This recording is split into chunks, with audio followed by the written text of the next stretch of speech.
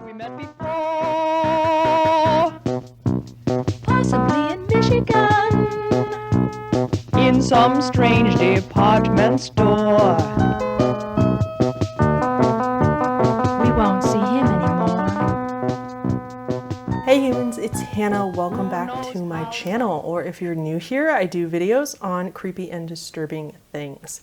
And today we're talking about just the strange, surreal, and many believe cursed short film called Possibly in Michigan. Let's talk about what the heck is going on in this film and what happens, what it could possibly mean, and if it's really cursed. But first, before we get into it, I am really excited because today is my very first sponsorship. So let's roll the clip. We're going to take a quick break in the video to thank today's sponsor, NordVPN. NordVPN is an easy-to-use VPN where you can connect with one click or enable auto-connect for zero-click protection. It has amazing speed, and this is confirmed by speed tests, aka it doesn't slow down your internet when you have it on your device. My absolute favorite thing about having NordVPN is that I just feel so much safer and so much more secure. It's like my virtual security blanket. Basically, when somebody looks up your IP address, they can find out your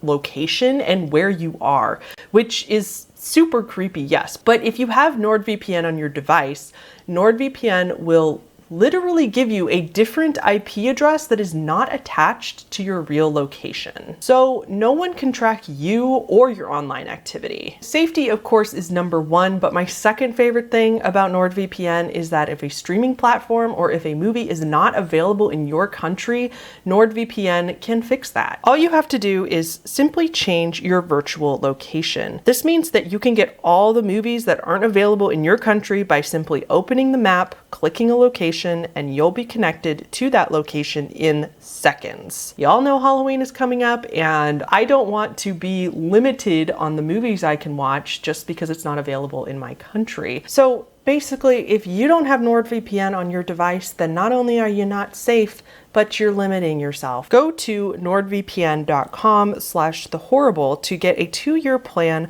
plus 4 additional months with a huge discount. Link is in the description below. Thank you again to NordVPN for partnering with me on today's video. All right. So the film starts with this catchy little 80s tune, and the words go, "I bite at the hand that feeds me, slap at the face that eats me." Some kind of animal cannibal. The narration starts with a woman that's just in a shopping mall, and we see this man in a really creepy mask and suit following her. His mouth is open and agape. It's super creepy. She goes to meet her friend at the bottom of the escalator, and the narrator says, Sharon attracted violent men. Strangely, she had a way of making the violence seem like it was their idea. Her friend Janice was cut from the same mold. They even liked the same perfume. Arthur, who had been following them closely, was similarly disposed. The 3 of them had 2 things in common: violence and perfume. We then see the women looking and sampling perfume, and Janice says that one smells like Mother's crazy sister Kate. Sharon says she couldn't have been that crazy because it smells so good, but Janice tells her she is. She had put a poodle in the microwave once to dry it. The microwave exploded and they both died. To eat it? Yeah. To eat it? Oh no. No, no, no, no, no, no, no, no, no, silly. To dry it. They're talking to each other in this really strange sing-songy voice that reminds me of Gloria trying to have an American accent. Welcome to your nightmare. Ha ha ha ha. We then hear more singing, and Sharon asks why she only attracts awful men, saying she kissed a man one time who was known for eating his women friends. Remember that line for later. As Sharon goes up the escalator, Janice points behind her to alert Sharon that the man in the mask is still behind her. The women leave them all together as the song with really morbid lyrics continues. We see this footage of Sharon laying down, and then she turns into this black and white corpse. We also see footage of her laying beautifully in a bunch of flowers. My personal interpretation of this is that we're seeing two different sides of Sharon. The first side is when she's with Janice, who's her best friend, and she is happy and in flowers and safe. And then I personally interpret that the corpse visualization of her is just when she gets closer to men or when men are in the vicinity. So the women return home and they go into their respective houses. We see Arthur still outside of Sharon's house. We see him in a bunch of different animal masks, and the narrator explains he has worn so many masks to disguise himself that he forgot who he was and who he knew. He's then in a frog mask and then a regular man, as we are told he imagined himself as a frog turned into Prince Charming. He just needed to kiss Sharon to become the man she wanted him to be. He rings her doorbell and we see Sharon sleeping, and overlays of the corpse comes and goes more frequently, furthering the theory that this is the visual we get when there's men close to Sharon. Sharon sees who's at the door, and instead of letting him in, she calls Janice in a panic, explaining to her that the scary man is invading her home, and then we see this man break through her window. We then hear the man's voice who tells Sharon that she has two choices. 1, I will eat you now. Or 2, I will cut your arms and legs off one by one and eat them slowly. Sharon says, why? He says, for love. And she says, But love shouldn't cost an arm and a leg. which is probably my favorite line in the entire film. So we see them go from kissing and being kind of affectionate to then the man hitting Sharon. I really like that even though this is a really surreal film and so odd, it's not graphic at all. Like, you know what they're trying to say, that he is now abusing Sharon, but they don't make it like upsetting and graphic and triggering. So Sharon goes on to say, have there been others? And he says 6. Sharon answers, so I am the 7th. Remember that line as well. Janice comes over with a gun and shoots the man to protect her friend. The two women then gleefully dismember the man and start to make him into stew. They're seen eating the meat and they cheers with a glass full of red liquid, which we can only interpret is supposed to be blood. They are then smoking naked at the table together by the window, and some believe that this represents that the women are actually lovers, not just friends.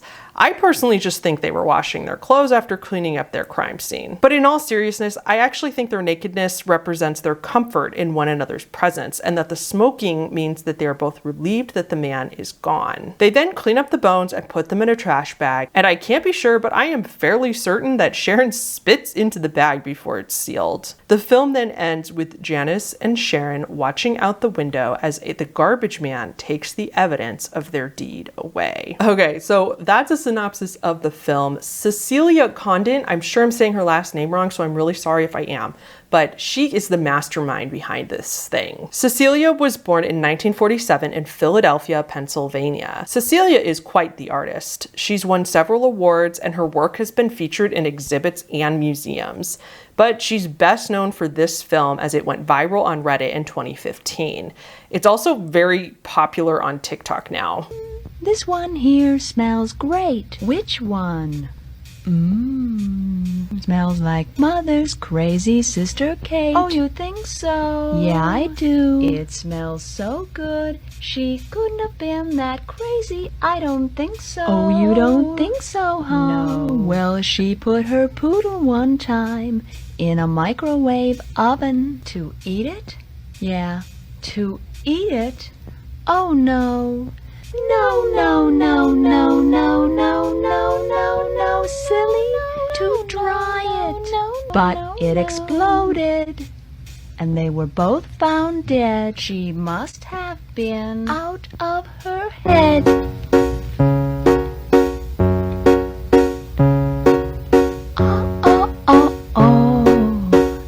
Here it is. I highly encourage all of you who watch this video to go check out Cecilia's YouTube down below, because she has her own channel with, of course, this video up, but she also made a lot of other different videos. So if anything, just go watch the full film because it's very fascinating and, in my opinion, kind of brilliant and beautiful. But also she has a lot of other pieces of work on there that are equally fascinating. Did I say that already? I'll have her YouTube channel linked down below. Anyhow, but to really understand Possibly in Michigan, we actually first need to understand Cecilia's first film, which is much lesser known. This one is from 1981, so 2 years before this came out, and it is also 11 minutes in length. The film is way more just the surreal imagery, and there's a background voiceover of Cecilia telling a story about how she once had a boyfriend whose ex-girlfriend goes missing, and how no one knows if he really did it or not. So Cecilia had dated a man named Ira Einhorn, also known as the Unicorn Killer from the 70s. He was a real killer convicted of killing his ex-girlfriend, Holly Maddox. Einhorn is unicorn in German, which is why they called him that. He was actually able to flee the country and spent 23 years in Europe, successfully evading law enforcement before he was finally found and taken back to the United States. He was then sentenced to life in prison, and he just died in April of 2020. But Cecilia explains in the film that he disappeared and he left the country, and so nobody had ever caught him or known if he really did this.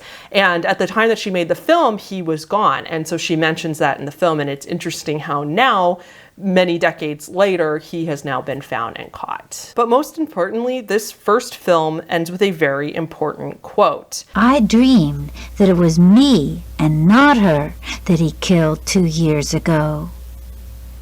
And that's another story.